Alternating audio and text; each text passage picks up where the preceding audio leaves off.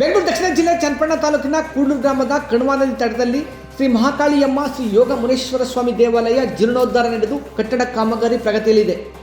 ಗತಕಾಲದ ಇತಿಹಾಸ ಹೊಂದಿರುವ ಅಂದರೆ ಸಾವಿರಾರು ವರ್ಷಗಳ ಹಿಂದೆ ಕಣ್ವ ನದಿ ಉಕ್ಕಿ ಹರಿದು 2 ದೇವಾಲಯಗಳು ಮುಳುಗಡೆಗೊಂಡಿದ್ದವು ಎಂಬುದು ಪ್ರತೀತಿ. ದೇವಾಲಯಗಳ ಕಣಜವಾಗಿರುವ ಕೂಡ್ಲೂರು ಗ್ರಾಮದ ಕೆ ಮಾರುತಿರವರ ಭೂಮಿಯಲ್ಲಿ ಮುಳುಗಡೆಗೊಂಡಿರುವ ದೇವಾಲಯಗಳ ಕುರುಹು ಪತ್ತೆಯಾಗಿ 2017ರಲ್ಲಿ ಶ್ರೀ ಮಹಾಕಾಳಿಯಮ್ಮ ಶ್ರೀ ಯೋಗ ಮುನೇಶ್ವರ ಸ್ವಾಮಿ ದೇವರ ಪ್ರಧಾನ ಅರ್ಚಕರಾಗಿರುವ ಶ್ರೀ ಮಾರುತಿರವರಿಗೆ ಕನಸಿನಲ್ಲಿ ಬಂದು ನನ್ನನ್ನು ಮೇಲೆತ್ತಿ ಗುಡಿಗಳನ್ನು ಕಟ್ಟಿ ಆರಾಧಿಸುವಂತೆ ಶ್ರೀ ಮಹಾಕಾಳಿಯಮ್ಮ ಶ್ರೀ ಯೋಗ ಮುನೇಶ್ವರ ಸ್ವಾಮಿ ಆಶೀರ್ವಾದ ಮಾಡಿತ್ತೆಂದು ಹೇಳುತ್ತಾರೆ.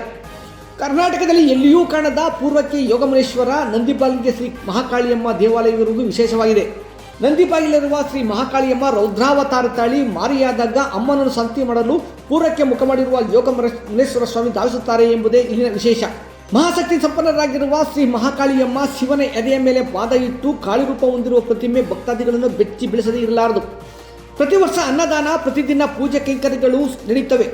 ಬೇಡಿದ್ದನ್ನು ದಯಪಾಲಿಸುವ ಶ್ರೀ ಮಹಾಕಾಳಿ ಶ್ರೀ ಯೋಗ ಮುನೇಶ್ವರ ಸ್ವಾಮಿ ದೇವಾಲಯ ನಿರ್ಮಾಣಾಂತದಲ್ಲಿದೆ. ಕಣ್ವ ನದಿ ತಟದಲ್ಲಿರುವ ಅಂದರೆ ನದಿಗೆ ಹೊಂದಿಕೊಂಡಂತೆ ರಮಣೀಯ ಮನಮೋಹಕವಾಗಿ ಕಾಣುವ ಪ್ರಕೃತಿಯ ಮಡಿಲಲ್ಲಿ ತಲೆ ಎತ್ತುತ್ತಿರುವ ಶ್ರೀ ಮಹಾಕಾಳಿಯಮ್ಮ ಹಾಗೂ ಶ್ರೀ ಯೋಗ ಮುನೇಶ್ವರ ಸ್ವಾಮಿ ದೇವರ ಶಕ್ತಿಯ ಬಗ್ಗೆ ಹಲವಾರು ದಂತಕಥೆಗಳು ಇಂದಿಗೂ ವಾಸ್ತವವಾಗಿವೆ.